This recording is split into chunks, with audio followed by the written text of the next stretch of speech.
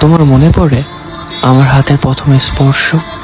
জানো, আমি সেই হাত ধরার মাঝে লুকিয়ে থাকা কম্পন আজও ভুলিনি। কতটা যত্ন ছিল আমাদের ভালোবাসায়, তাই না?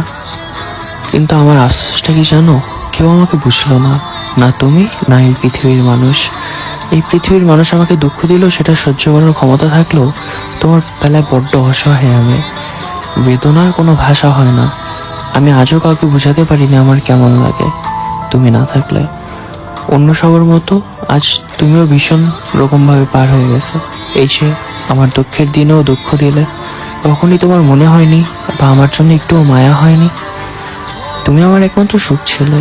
তুমি ছিলে জীবনের সবচেয়ে সুন্দর অধ্যায়, আমার পৃথিবী। তোমার অনুপস্থিতিতে যেন আমার সমস্ত পৃথিবী থমকে গিয়েছে। আমি জানি সময় কখনো অপেক্ষা করে না, সম্পর্ক কখনো এক জায়গায় থেমে থাকে না, কিন্তু তোমাকে হারানোর কষ্টটা যে এত হবে তা আমি ভাবতেও পারিনি।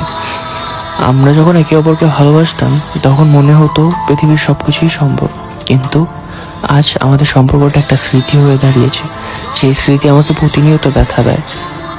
তুমি না আবার বলেছিলে আমার সকল পরিস্থিতিতে তুমি আমার পাশে থাকবে, কই থাকলে না তো।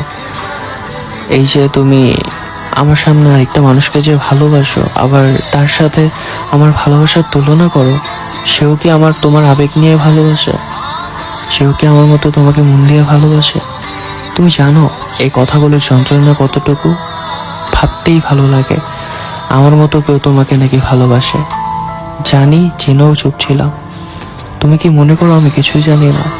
তোমার বলা না বলা সব কথাই আমি আগে থেকেই বলতাম, জানতাম।